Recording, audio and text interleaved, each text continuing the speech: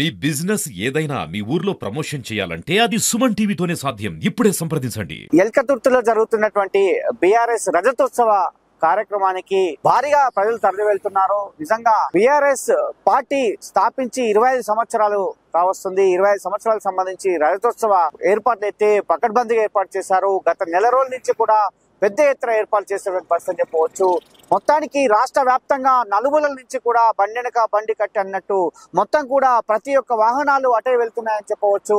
మనం చూస్తున్నాం, వరంగల్ హైవే పైన ఉన్నాం. ఈ హైవే పైన ప్రతి వాహనం కూడా అటే వెళ్తుంది.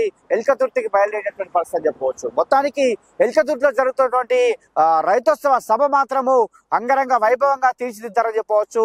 మొత్తం 1213 ఎకరాల్లో ఈ రైతోత్సవ సభ అనేది ఏర్పాటు చేశారు. అందులో ప్రధానంగా 154 ఎకరాల్లో సభనే ఏర్పాటు చేసినటువంటి పరిస్థితి. మరి దానికి సంబంధించి అలాగే మొత్తం కూడా 500 మంది ప్రధాన సభలో అంటే మహాసభలో కూర్చునేందుకు వీలుగా ఏర్పాటు చేసినటువంటి విషయం చెప్పవచ్చు. అదేవిధంగా 1059 ఎకరాలు పార్కింగ్ స్థలాన్ని ఏర్పాటు చేశారు.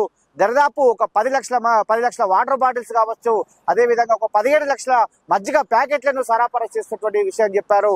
అదేవిధంగా మొత్తం నలుమూల నుండి వచ్చేటువంటి ప్రతి ఒక్క అంటే రాష్ట్ర వ్యాప్తంగా అక్కడికి తరలి వస్తారు కాబట్టి ఎలాంటి ఇబ్బందులు కలగకుండా అన్ని ఏర్పాట్లు అయితే అక్కడ చేశారు. యాదాద్రి భువనగిరి జిల్లా నుంచి కూడా భారీ ఎత్తున తరలి వెళ్తున్నారు. ఇటు మునుగోడు మాజీ ఎమ్మెల్యే కూసుకుంట్ల ప్రభాకర్ రెడ్డి ఆధ్వర్యంలో కావచ్చు, అదేవిధంగా భువనగిరి మాజీ ఎమ్మెల్యే పైల శేఖర్ రెడ్డి కావచ్చు, అదేవిధంగా ఆలేరు మాజీ ఎమ్మెల్యే గొంగిడి సునీత కావచ్చు, తుంగతుర్తి మాజీ ఎమ్మెల్యే గాదరి కిషోర్ కుమార్ కావచ్చు, జనగామ ఎమ్మెల్యే పల్ల రాజేశ్వర రెడ్డి ఆధ్వర్యంలో కావచ్చు. మొత్తానికి యాదాద్రి జిల్లా నుంచి కావచ్చు, భువనగిరి నియోజకవర్గం నుంచి భారీ ఎత్తున ప్రజలైతే అక్కడికి బీఆర్ఎస్ పార్టీ నేతలు తరలి వెళ్తున్నారు. మనం చూస్తున్నాం, వివిధ వాహనాలను చూస్తున్నాం. మొత్తం కూడా అటే దారి వెళ్తున్నటువంటి పరిస్థితి. మొత్తం కూడా ఎల్కతుర్తి వైపే వెళ్తున్న ఈ వాహనాలన్నీ కూడా మొత్తానికి హైదరాబాద్, రంగారెడ్డి, అదేవిధంగా వికారాబాద్, మహబూబ్ నగర్, అదేవిధంగా పరిగి కావచ్చు, చేవెళ్ళ కావచ్చు, మొత్తం ఇటువైపు నుంచి మల్కాజ్గిరి కావచ్చు, అదేవిధంగా షామీర్పేట్, అదేవిధంగా కుత్బుల్లాపూర్ నియోజకవర్గం కావచ్చు, మొత్తానికి కుకట్పల్లి కావచ్చు, మహానగరం నుంచి కావచ్చు, రంగారెడ్డి జిల్లా నుంచి కూడా మొత్తం వాహనాలన్నీ ఎల్కతుర్తి వైపే ప్రయాణిస్తున్నాయి. ఉదయం నుండి కూడా చాలా పెద్ద ఎత్తున వాహనాలు అయితే వెళ్ళినటువంటి పరిస్థితి.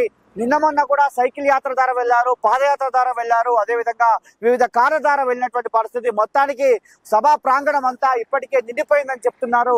అదేవిధంగా ఎక్కడ కూడా ఎలాంటి ఇబ్బంది కలగకుండా, ఎలాంటి అవాంతర సంఘటన జరగకుండా ఎప్పటికప్పుడు పోలీస్ సిబ్బంది కూడా ఏర్పాట్లు అయితే చేసేటువంటి పరిస్థితి. అదేవిధంగా వరంగల్ కమిషనర్ కావచ్చు, వివిధ ఈ సభకు సంబంధించి అంటే ఎందుకు లక్షలాది మంది వచ్చే సభ కాబట్టి ఈ సభకైతే అన్ని ఏర్పాట్లు అయితే చేశారు. మొత్తానికి ఎలాంటి ఇబ్బంది కలగకుండా, ఎందుకంటే వాతావరణం కూడా ఒకసారి ఎండ ఒకసారి చల్లబడుతుంది దీనికి సంబంధించి కాబట్టి మొత్తానికి ఎలాంటి ఇబ్బంది కలగకుండా ఎల్కతుర్తి వైపు అయితే చాలా మంది భారీగా బారస శ్రేణులు అయితే వెళ్తున్నటువంటి సందర్భం చెప్పవచ్చు. నిజంగా ఈ రజతోత్సవ సభలో కేసీఆర్ ఎలాంటి మాటలు మాట్లాడతాడు, అసలు కేసీఆర్ ఎలాంటి ఈ రోజు అంటే 2000 స్థాపించినటువంటి బీఆర్ఎస్ ప్రస్థానము ఏ విధంగా ఉంది, మొత్తానికి 2014లో సాధించినటువంటి తెలంగాణ తర్వాత 2 సార్లు అధికారంలో ఉన్నటువంటి కేసీఆర్ మొన్నటిసారి ఎలక్షన్ లో ఓడిపోవడం జరిగింది. కేవలం 39 సీట్లే రావడం జరిగింది. ఎంపీ సీట్లు 0 రావడం జరిగింది. మరి దీనికి సంబంధించి దాని తదనంతరము మరి ఇప్పుడున్నటువంటి కాంగ్రెస్ ప్రభుత్వంపై మరి ఇచ్చేటువంటి గ్యారంటీలపై కేసీఆర్ మాట్లాడతారా, లేదంటే మరి ఎటువంటి మాటలు మాట్లాడతారా అనేది అయితే చాలా మంది ఎదురు చూస్తున్నారు. నిన్నటి నుండి కూడా దూరం నుండి వచ్చేవారు నిన్నటి నుండి కూడా తరలి వెళ్తున్నట్టు విషయం చెప్పవచ్చు. మనం చూస్తున్నాం, వరంగల్ హైవే పైన మాత్రం ప్రతి నిమిషానికి ఒక వాహనం వెళ్తున్నటువంటి పరిస్థితి, చాలా వాహనాలు అయితే వెళ్తున్నట్టు పరిస్థితి చెప్పవచ్చు. నిజంగా సభ వద్ద కూడా భారీ ఏర్పాట్లు చేశారు. ఎందుకంటే పార్కింగ్ దగ్గర 1100 ఎకరాల్లో పార్కింగ్ ఏర్పాటు చేశారు. 54 ఎకరాల్లో మొత్తం 500 మంది కూర్చునే విధంగా ఒక పెద్ద సభ ఏర్పాటు చేసిన పరిస్థితి. దానిపైన మాజీ ఎమ్మెల్యేలు కావచ్చు, అదేవిధంగా ఎమ్మెల్యేలు కావచ్చు, మాజీ మంత్రులు కావచ్చు, వివిధ అధ్యక్షులు, జిల్లా అధ్యక్షులు కావచ్చు, వాళ్ళందరినీ కూర్చునే విధంగా ఏర్పాటు చేసిన పరిస్థితి. ఇంకో సభ కేవలం సాంస్కృతిక శాఖ కోసం ఏర్పాటు చేసిన సభ అని చెప్పవచ్చు. ఏది ఏమైనప్పటికీ అంబులెన్స్ కూడా ఏర్పాటు చేశారు, వివిధ వైద్య శిబిరాలు కూడా ఏర్పాటు చేశారు. ఎక్కడ కూడా ఎలాంటి సంఘటన జరగకుండా ఏర్పాటు చేశారు. మొత్తానికి పార్కింగ్ సమస్య అయితే ఎక్కడ ఉండొద్దు, ఎక్కడికక్కడ పార్కింగ్ డైవర్షన్ చేశారు. పోలీస్ సిబ్బంది కూడా మొత్తం కూడా పార్కింగ్ అంతా కూడా ఎక్కడి నుంచి ఎక్కడ రావాలి, ఎక్కడి నుంచి ఎక్కడ రావాలని కూడా ఇప్పటికే డైరెక్షన్స్ ఇచ్చే పరిస్థితి. అక్కడ కూడా ఎల్కతుర్తిలో కూడా ఎల్కతుర్తి దగ్గర వరకు కూడా వెళ్లకుండా మొత్తానికి ఆ చుట్టుపక్కల ఉండే విధంగా ఏర్పాటు చేసిన పరిస్థితి. ఎన్ని లక్షల మంది వచ్చినా కూడా కూర్చునే విధంగా ఆ సభనైతే ఏర్పాటు చేశారు. దాదాపు 1213 ఎకరాల్లో సభ ఉంది కాబట్టి దానికి అనుగుణంగానే ఏర్పాటు చేస్తున్న పరిస్థితి.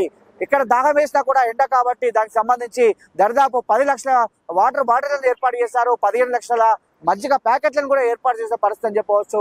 ఈ యాదాద్రి భువనగిరి జిల్లా నుంచి కూడా భారీగా తరలి వెళ్తున్నారు బారస శ్రేణులు అని చెప్పవచ్చు. ఏది అయినప్పటికీ ఈ రజతోత్సవ సభ అనేది ఆసక్తిగా మారింది. నెల రోజుల నుంచి కూడా ఎన్నో ఏర్పాట్లు చేశారు. అంటే ఇంత పెద్ద సభ అనేది గతంలో తెలంగాణ రావడం కోసము కొన్ని సభలు ఏర్పాటు చేశారు. కానీ ఇప్పుడు రజతోత్సవ సభ అనేది ఈ 25 వసంతాలు మరి ఏ విధంగా ఉందనేది దాని గురించి కూడా కేసీఆర్ మాటలు ఏ విధంగా ఉంటాయని కూడా బారస శ్రేణులు అయితే ఎదురు చూస్తున్నారు. ఎలాంటి మాటలు మాట్లాడతారో, ఏ విధంగా ఉంటుందని చెప్పి కూడా ఎదురు చూస్తున్న పరిస్థితి మనం చూస్తున్నాం. నిజంగా ఇంత పెద్ద సభకు భారీగా తరలి వెళ్తున్నారు. ఉదయం నుండి కూడా ఇక్కడ ఉన్నటువంటి పరిస్థితులు వేలాది మంది వాహనాలు తరలి వెళ్లారు. వివిధ రూపకంగా బస్సులు కూడా, ఆర్టీసీ బస్సులు కొన్ని వేల బస్సులు కూడా తరలిపోతున్నాయి.